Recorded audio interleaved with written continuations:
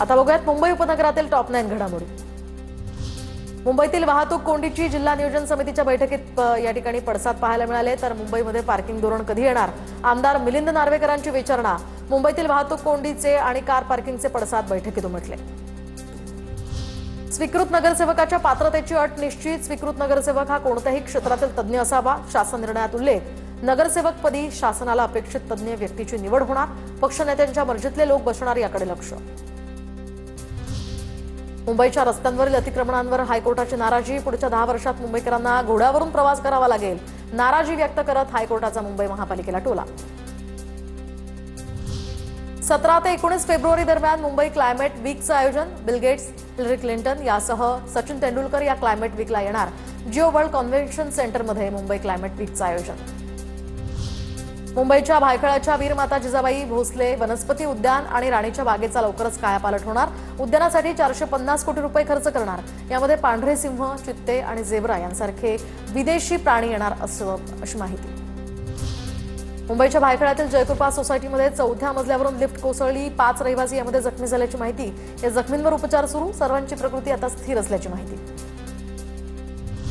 मुंबईच्या कांदिवली पोलिसांची अवैध अतिक्रमणांवर कारवाई। फुटपाथवर बेकायदेशीर अतिक्रमण आणि कब्जा केल्याची तक्रार आल्यानंतर ही कारवाई करण्यात आली। कांदिवली पोलिसांची बीएमसी आणि पोलीस दलाच्या मदतीने कारवाई। डोंबिवलीमध्ये रिक्षा चोरी करणारी टोळी सक्रिय। चोरीची घटना सीसीटीव्हीत कैद। मानपाडा पोलीस ठाण्यामध्ये गुन्हा दाखल। आरोपींचा शोध सुरू।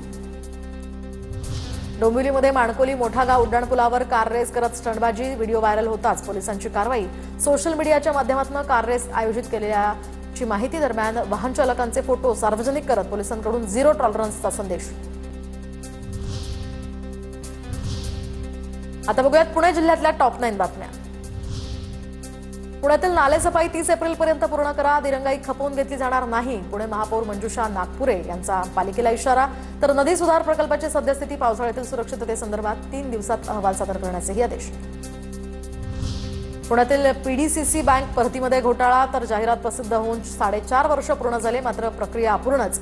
बँकेनं सुशिक्षित बेरोजगारांच्या संयमाचा अंत पाहण्याचं ठरवलंय का? उमेदवारांचा संतप्त सवाल।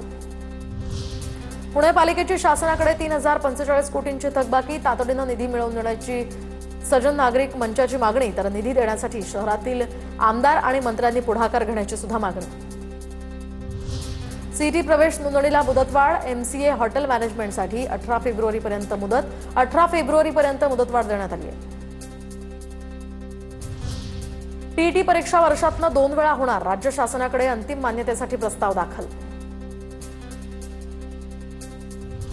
एसटीच्या सवलतीच्या प्रवासासाठी स्मार्ट कार्ड बंधनकारक असणार। तर एबिक्स टेक्नॉलॉजीज लिमिटेडचा एनएसडीएल पेमेंट बँकशी संबंध।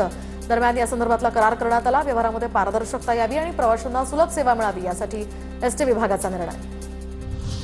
पुण्यामध्ये टपाल कार्यालयामध्ये डिजिटल क्रांती। क्यूआर कोड स्कॅनिंगद्वारे व्यवहाराला पुणेकरांचा उदंड प्रतिसाद।